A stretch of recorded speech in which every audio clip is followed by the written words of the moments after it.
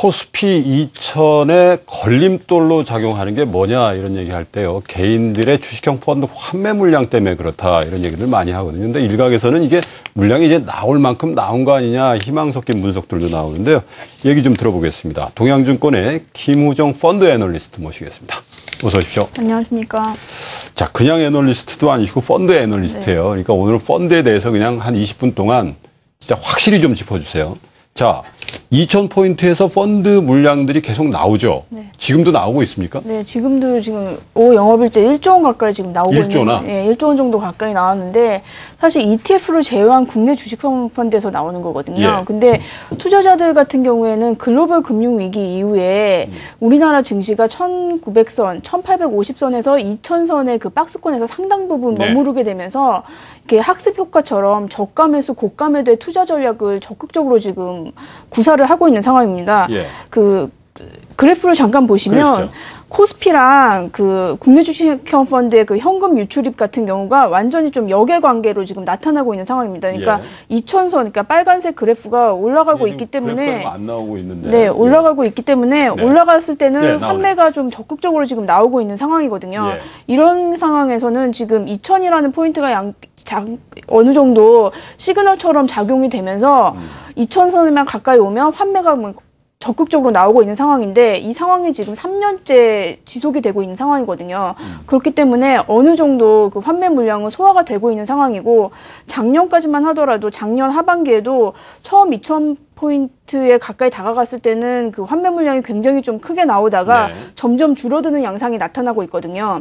작년 같은 경우에는 일간 그 환매 물량이 3천억, 4천억까지도 나왔는데 펀드 환매 물량만? 일간 펀드 환매 물량만 3천억, 4천억이었는데 최근 같은 경우에는 한 2천억 수준으로 작년에 비해서도 훨씬 좀 줄어든 모습이 나타나고 있고 오늘 같은 경우에도 투신이 매도가 아니라 매수를 나타내고 있는 상황이거든요. 그렇더라고요. 그러니까 국내 주식형 펀드 투자자들 같은 경우에도 많이 지금 환매를 했기 때문에 그 매도 압력 같은 경우가 작년보다는 훨씬 또 경감될 가능성이 좀 높다고 생각이 됩니다. 현재 지금 그 주식형 펀드 총 규모가 그 국내 투자분은 어느 정도나 돼요? 한 63조 원 정도 되고 있습니다. 63조 정도 잔액이 있는데 펀드 같은 그걸 이제 경우가. 정확히 개인 물량이 어느 정도 되는지는 아직 통계로 잡긴 좀 이게 그런가요? 한 3, 40조 원 정도는 개인이라고 보시면 그러니까 됩니다. 60조 중에 한 3, 40조 정도 되면 네. 3분의 2 가까이는 이상, 개인 물량인데 스마트해진다는 표현 지난번에도 해주셨어요. 그러니까 원래 이제 개인 투자자 분들이 이제 그 매매 패턴이 어떠냐면 빠지면 같이 팔고 오르면 같이 사고 뭐 이렇게 해서 항상 수익률이 안 좋다 이런 얘기 했는데 최근 들어서 보면 2000선 근처에서는 펀드 환매가 나오고 1950선 밑에서는 펀드 환매수는 아니고 유입입니다. 이렇게 되니까 그러면 제가 잘 이해가 안 되는 게 1950선에서 펀드 가입하고 이분들이 2000포인트 선에서 환매하면 환매 수수료라든지 여러 가지 기회비용 치면 그런 매매는 잘 안 하실 것 같다는 생각도 들어요. 예, 맞습니다. 이게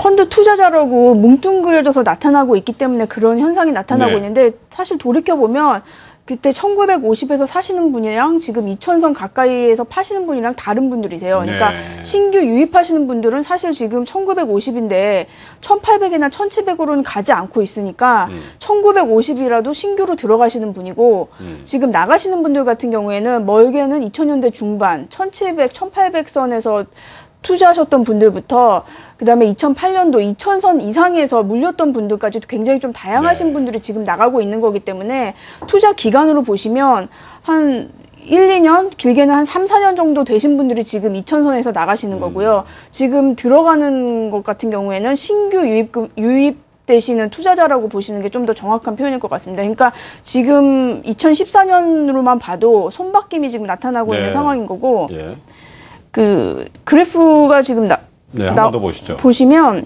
코스피 구간별 자급 유출입이 지금 나타나고 있는 상황인데요. 사실 1950선, 1960선만 해도 지금 신규 순유입이 지금 나타나고 있어요. 물론 규모는 작지만. 근데 이게 1980, 그러니까 2000선만 가까이 가면 엄청나게 지금 빨리 많이 나오고 있는 상황이거든요. 저 그래프에서 1980 쪽에서 마이너스 쪽으로 그래프가 크게 그려지는 건 순유출이 된다는 얘기인데 연구원님 분석에 따르면 1950선 밑에서 신규로 들어갔던 사람들이 이제 이 정도면 먹었다 해서 나오는 건 아니고 예전에 물려 있거나 아니면 예전에 좀 낮은 국면에서 들어갔던 분들이 이 정도 수익은 됐어 하고, 그러니까 투자의 주체, 펀드 유출입의 주체가 좀 다를 것이다 이렇게 유추하시는 거죠? 그렇죠. 그리고 다를 가능성이 크고 네. 대체적으로 펀드, 주식형 펀드 투자자분들 같은 경우에는 10%에서 20% 정도를 목표 수익률을 잡고 가시거든요. 네. 근데 사실 1900 초반에서 들어오신 분들 같은 경우에는 굳이 이런 패턴을 하시려면 ETF라든지 패시브 펀드라든지 그러게요. 이런 수수료 없는 펀드를 하시고 이런 액티브 펀드 같은 경우에는 오히려 장기 적립식 이렇게 투자 방식이라든지 이런 환매 수수료도 꽤 있더군요. 환매 수수료도 뭐 3개월이나 6개월 되면 사실 3개월 이내에 환매를 하게 되면 이익금의 70%를 그 수수료로 내야 되는 그러면 안 되죠. 경우거든요. 네. 그러니까 지금 들어오시는 분들 같은 경우에는 뭐 예. 2000 이상을 바라보거나 아니면 장기적으로 뭐 은퇴 자금이라든지 뭐 투자 뭐 자금 같은 경우에 장기적으로 굴리시는 분이 그렇겠죠. 들어오시는 거고, 그 주체는 약간 다르다고 구분해서 생각을 하시는 게 좋습니다. 절대 금액, 그러니까 주식형 펀드의 절대 금액 잔고추이는 어때요? 올라가요? 내려가요? 이게 사실 제일 크게 올라갔을 경우에는 거의 한 90조 원까지 올라갔다가 지금 같은 경우에는 60조 원으로 많이 줄어들었거든요. 근데 해외 주식형 펀드 같은 경우에는 절반 이하로 지금 한 60조 원이었다가 18조 원까지 크게 줄어들었는데, 뭐 중국이라든지 일본이라든지 네, 중국이나 쪽에. 브릭스 펀드가 줄어들면서 많이 줄어들었는데 그 국내 주식형 펀드는 사실 생각보다는 그렇게 많이 줄지 않았거든요. 그래도 90조에서 60조 수준이니까 3분의 1 정도 줄은 건데 예. 이것 절대 규모가 줄어든 것 자체를 어떻게 보면 펀드 내에서의 매물이 그만큼 감소했다 이렇게 해석해도 될까요? 그럼 당연합니다. 예. 매물이 그 정도로 사실 2009년, 10년, 11년에서 엄청나게 고점에서. 지금 그 주가가 글로벌 금융위기 이후 낙폭을 한 다음에 빠르게 상승을 하지 않았습니까? 그때 네. 굉장히 많이 환매가 나왔거든요. 그때 상당 부분 2006년, 7년, 8년에 그 물렸던 분들이 사실 주식형 펀드에서 나갔고 네. 그 이후에 또 들어오시는 분들이기 때문에 약간 그 손바뀜이 한번 크게 일어난 상황이라 그렇게까지 뭐 60조 원인데 50조 원으로 내려가거나 그런 상황은 아니거든요. 그렇기 때문에 어느 정도, 그러니까 예전과는 좀 다르게 매물이라든지 그런 게 좀 경감될 수 있는 가능성은 충분히 좀 있는 상황인 거죠. 네. 왜 자꾸 이제 그 부분에 대해서 집중적으로 여쭤보냐면 이 대세 상승 초기 국면에서 보면 네. 이 개인 투자가든 기관 투자가든 시각이 다른 양편에서 이렇게 손바뀜이 활발하게 이루어지고 나서 탄탄한 주가 흐름을 보일 그렇죠. 때가 많거든요. 예, 근데 네. 최근 들어서 환매 물량이 좀 줄고 있고 또 신규 유입도 어느 정도 환매 물량만큼 따라주고 있는 상황이기 때문에 이걸 개인 투자자들이 직접 투자 부분은 그렇게 좀 줄이고 있다 하더라도 간접 투자 상품에서의 주식형 펀드로의 유입 이런 것들을 통해서 손바뀜이 좀 활발하게 이루어진다면 2000포인트를 좀 훌쩍 넘어가는 장세도 좀 예상할 수 있지 않겠냐. 수급적인 상황에서. 그런 생각이 좀 드는 거거든요. 예, 수급상으로는 작년보다는 훨씬 더 2000포인트 상승에 대한 가능성이 좀 높은 상황이고, 시기적으로도 거의 지금 3년 동안 박스권에 있었기 때문에 이걸 탈피할 그러니까 타이밍이 된 게 좀 맞다고 생각이 들고 있습니다. 그런 측면에서 보면 2000포인트 넘어가기 위한 에너지를 응축하는 기간이다. 이렇게 볼 수 있겠네요. 그렇죠. 지금 최근에 한 2, 3년간이 어떻게 보면 길게 보면 에너지가 응축되는 시간, 그러니까 환매를 소화를 하면서 올라가기 위한 준비 구간이었다고도 볼 수 있는 거죠. 그 구간에서 시장에 적응하기 위해서 투자자들이 저가매수 고가매도의 패턴이 익히게 된 거고, 근데 이게 만약에 시장이 방향성을 갖게 되면 사실 저가매수 고가매도 패턴이 맞다고는 볼 수 없게 되는 상황이거든요. 바이 앤 홀딩. 예, 박스권에서만 이게 적합한 투자 방식이고, 이게 상승 국면으로 가게 되면 말씀하신 것처럼 바이앤홀드로 가는 게 스마트한 투자 전략, 새로운 투자 전략이 될 수 있는 거죠. 자, 너무 짧은 기간 가지고 분석을 하는 건지 모르겠습니다만 기관 매도가 계속해서 나왔죠. 외국인만 이제 최근 들어서 한 열흘 이상 순매수를 하고 기관하고 개인은 계속 매물을 했는데, 개인들이야 이제 뭐 어차피 개인 물량이라고 보고 기관 투자자 물량 중에 한 반 정도는 투신권 자산운용사 거니까 이 중에 상당 부분이 개인 환매 물량이다 이런 거 아니겠어요? 어제부터 조금 변화가 있는 것 같아요. 오늘 오전장에도 기관 순매수가 들어왔거든요. 어제도 기관 순매수였죠.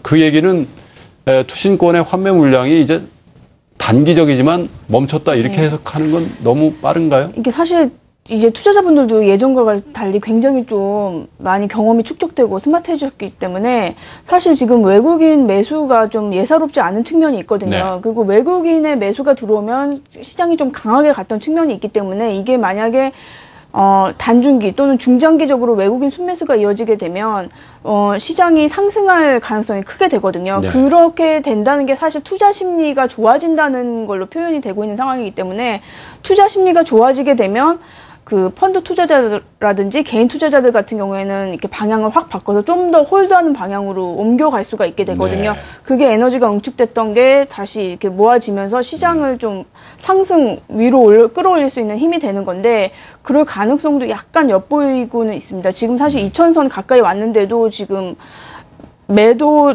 자체가 환매 물량 자체가 줄어들고 있거든요. 그러니까 네. 그게 어떻게 보면 시장을 긍정적으로 개인 투자자들이 보고 있다는 그런 시그널일 수도 있습니다. 어쨌든 2000포인트 선이 이래저래 큰 매물대인데 이것만 뚫어준다면 매도 중지한 상태에서 신규 매수도 좀 네. 유입될 거를 좀 네. 기대해 볼 수 있다 이런 분석이신 것 같아요. 외국인 얘기 좀 해볼게요. 펀드는 아닙니다만은 우리 펀드 투자자들이나 개인 투자자 여러분들이 이제 계속 주목해야 될 게 외국인들이 얼마나 계속 살 거냐 이거거든요. 근데 네. 매수 규모를 그렇게 줄이지 않고 있는 추세예요. 그래서 작년 하반기, 작년 8월부터 시작된 외국인에 의한 랠리 같은 것들 조심스럽게 이제 또 예상해 보는 분들이 생기는데 네. 이 머니플로우를 주로 보시는 연구원님께서는 어떻게 보시고 계시나요? 외국인 같은 경우에 지금 보면 외국인이 지금 사실 우리나라 그 시장의 방향성을 좌우하고 있는 굉장히 제1 주체라고 볼 수 네. 있는데요. 외국인 같은 경우 지금 사는 게 사실 그러니까 작년 초기부터는 그레이트 로테이션이었기 때문에 선진국에서 신흥국이 아니라 채권에서 주식으로. 채권에서 주식으로 예. 그다음에 신흥국에서 선진국으로 지금 옮겨가고 있는 상황이었는데 작년 하반기에도 그 상황은 계속됐어요. 근데 기억하시는 것처럼 작년 하반기에 한국물 같은 경우에는 외국인들이 굉장히 적극적으로 샀거든요. 네. 그 이유는 신흥국 중에서 한국의 그 투자 매력도가 제조업 경쟁력이 있기 때문에 다른 신흥국과 차별화가 된다고 봤기 때문에 네. 강하게 지금 샀었던 상황이거든요. 근데 지금 같은 경우에는 그러니까 1년 넘게 이어졌던 선진국 중심의 글로벌 유동성이 지금 신흥국으로 옮겨가고 있는 상황입니다. 지금 선진국 같은 경우에는 사실 1년 넘게 올라갔기 때문에 가격 부담이 있어서 지금 나스닥 같은 경우에도 조정이 일어나고 있는 상황이고 글쎄요. 일본 같은 경우에도 증시가 좋지 않고 있거든요. 네. 그리고 영국이라든지 이런 유럽 쪽 증시도 일단 쉬어가는 모습인데 예. 3월부터 신흥국 증시가 다시 올라가면서 MSCI 같은 경우에는 신흥국 증시가 선진국 증시를 3% 정도 상회하는 결과가 지금 3월 달에 나왔거든요. 네. 그리고 실질적으로 3월 말부터 3월 중순부터 신흥국 그 글로벌 신흥국 펀드라든지 그 일본을 제외한 아시아 펀드 쪽 같은 경우에 순유출이 줄어들고 있어요. 근데 아시는 것처럼 우리나라 같은 경우에도 액티브라든지 인덱스 펀드가 그러니까 인덱스 펀드가 ETF라든지 인덱스 펀드 같은 패시브 펀드가 액티브 펀드보다 빠르게 움직이잖아요. 좀 전에 네. 말씀하신 것처럼 환매 수수료라든지 이런 거래 비용이 더 적기 때문에 외국 같은 경우에도 마찬가지거든요. 네. 지금 외국 같은 경우에도 지금 신흥국 주식을 사는 게 액티브 펀드가 아니라 패시브 펀드예요. 패시브 펀드가 먼저 그 나라 움직이는데 지수 사는 거군요. 네, 그 나라 지수를 사기 때문에 우리나라 같은 경우에도 중소형주보다는 대형주가 지금 먼저 지금 움직이고 있는 상황인데 그 작년이라든지 재작년 같은 경우 액티브 펀드랑 패시브 펀드 ETF를 보면 ETF가 한두 달 또는 길게는 3개월 정도 먼저 방향성을 타고 움직이면 액티브 펀드가 뒤따라오는 경향이 뒤따라서. 나타나고 있어요. 근데 지금 ETF 같은 경우 그러니까 MSCI iShare 같은 경우 iShare ETF 이머징 같은 경우가 나오면 지금 3월 말부터 굉장히 강하게 신국을 사고 있거든요. 그렇고 그런 상황이 지속이 된다면 이제 액티브 펀드가 따라오게 되고 그러면 그러니까 적게는 한 달, 길게는 3개월 이상 지금 신흥국으로 외국인 유동성이 들어오게 될 상황이 높기 때문에 그렇게 본다면 외국인의 그 매수를 좀 더 기대할 수 있는 그 가능성이 좀 더 높아지고 있는 상황입니다. 외국인의 매수가 끝 부분은 아닐 것이다 예, 이런 초반이라고 분석이신데요. 보는 거죠. 우리 시청자 여러분들을 위해서 조금 그 부연 설명해드리고 가겠습니다. 지금 연구원님께서 액티브 펀드, 패시브 펀드라고 말씀하셔서 조금 어려우실 수도 있는데 액티브 펀드라는 게 펀드 매니저의 능력에 의해서 시장을 이기는 초과 수익률을 노리는 활발한 매매를 통해서 이제 좀 더 활발하게 수익률을 갖고 가는 펀드라면 패시브 펀드는 지수 정도를 추종하는, 그러니까 조금은 소극적이고 보수적인 운용을 하는 펀드를 얘기하고, 이게 수수료 측면에서 좀 차이가 나죠. 액티브 펀드는 펀드 매니저의 능력을 사는 거니까 조금 더 비싸고 환매 수수료 같은 것도 좀 더 비싸고요. 패시브 펀드는 수수료가 좀 싸고 그런 차별점이 있습니다만은, 자, 외국인 매수세로 다시 한번 돌아가 보면 사실 작년 하반기에 있었던 외국인 매수세는 글로벌리 보면 신흥시장에서 군계 일학이었잖아요. 네. 우리나라가. 그죠? 네. 인도, 인도네시아 다 순 유출된다고 할 때 우리나라는 대거 들어왔기 때문에 야, 이거 큰 건데 이렇게 생각했는데 최근 들어서 보니까요. 인도, 인도네시아 쪽이 더 많이 들어와요.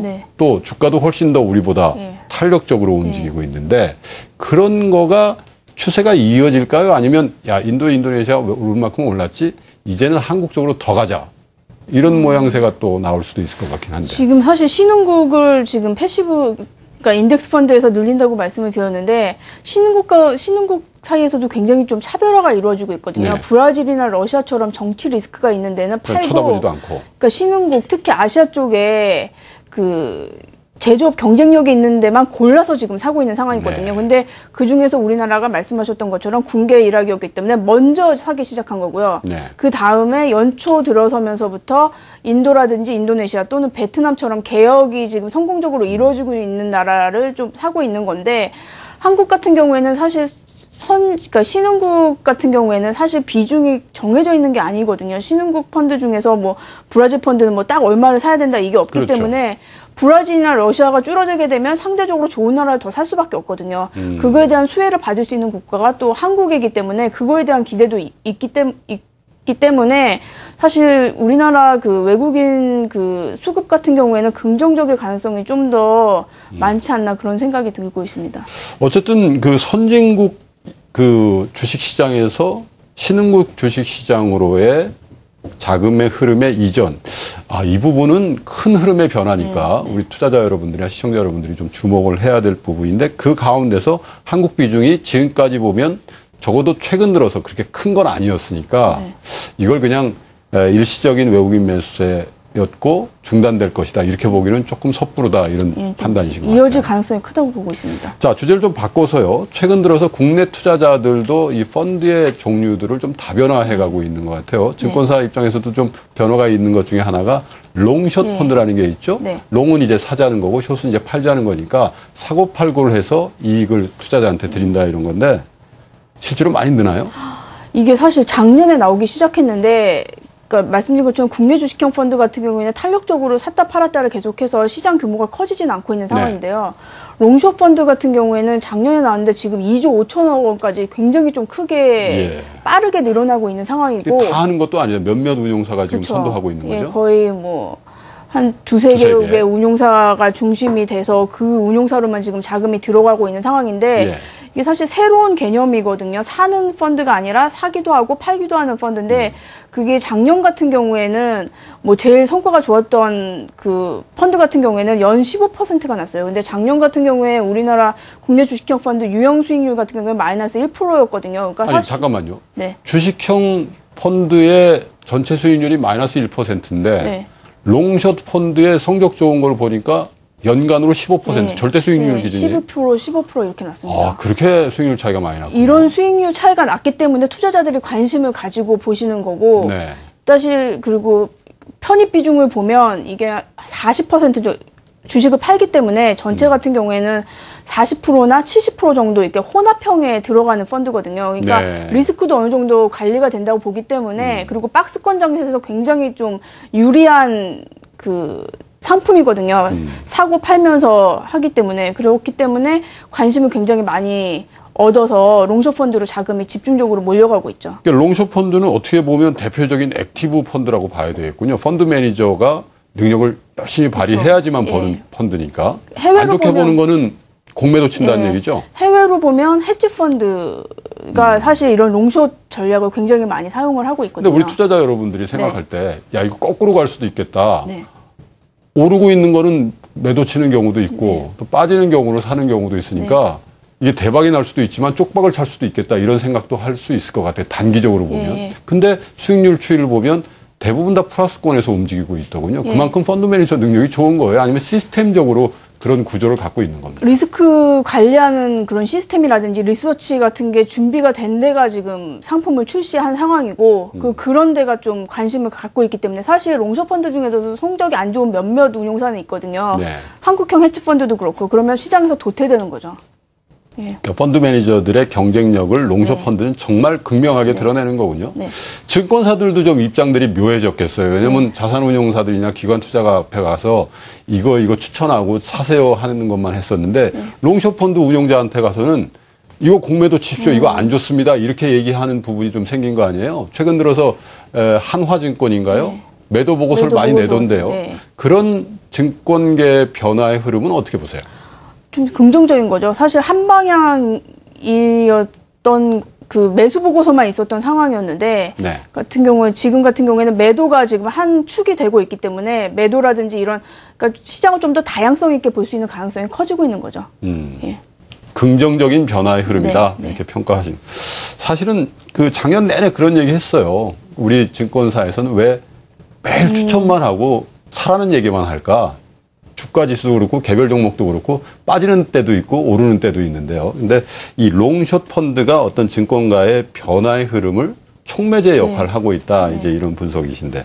자, 좀 더 큰 사이즈의 얘기를 좀 해볼까요? 채권 시장도 우리가 좀 봐야 될 텐데 외국인들의 우리 한국 채권 시장에 대한 접근. 내일 이제 첫 번째 이주열 총재가 주재하는 금융통화위원회가 또 예정이 되어 있습니다만은 현재 최근에 어떤 방향성을 갖고 있어요? 약간 관망으로 보고 있는 것 같고요.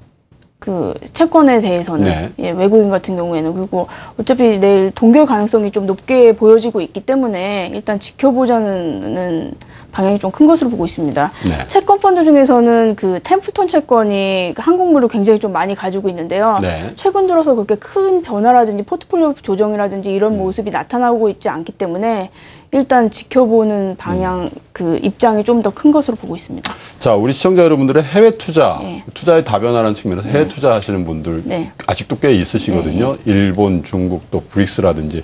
최근 들어선 하이힐드라고 선진국의 비교적 수익률 높은 채권들에 집중 투자하는 펀드 같은 것도 많이 하시는데 해외 채권 쪽에, 해외 펀드 쪽의 흐름도 한번 점검해 주시죠. 해외 채권 펀드는 크게 지금 두 가지로 나눌 수가 있는데 우리나라에서 투자하시는 그 유형 같은 경우에는 큰 것 중에 하나가 말씀하신 것처럼 미국이라든지 유럽의 그 하이힐드에 투자하는 펀드와 신흥국 채권에 주로 투자하는 신흥국 펀드 쪽에서는 아마도 이제 브라질이라든지 인도 쪽이겠죠. 국채인데 워낙 그 이율이 높으니까 그쪽에 투자를 했는데요.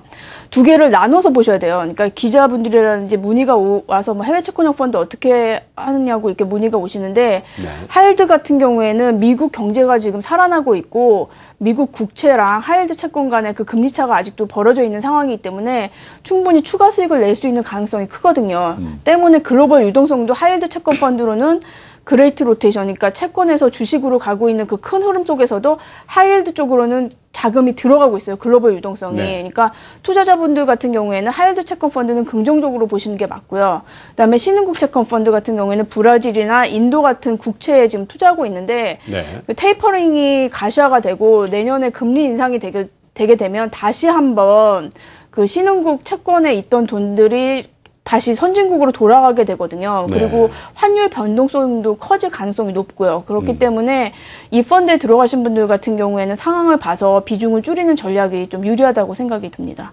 동양증권에서는 작년에 브라질 채권 같은 거 많이 파셨어요? 어떠셨어요?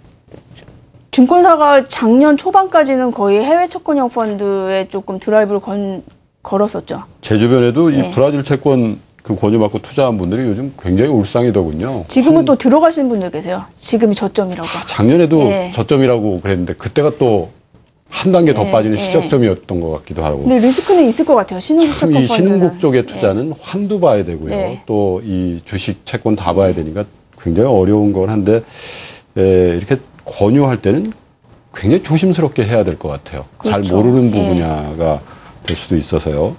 자, 마지막으로 한 가지만 좀 여쭙고 순서를 마감하겠습니다. 저희가 애널리스트나 업종 담당자들 이렇게 모시면 탑픽 종목 같은 거 이렇게 여쭤보거든요. 시청자 여러분들이 굉장히 궁금해들 하시고 해서.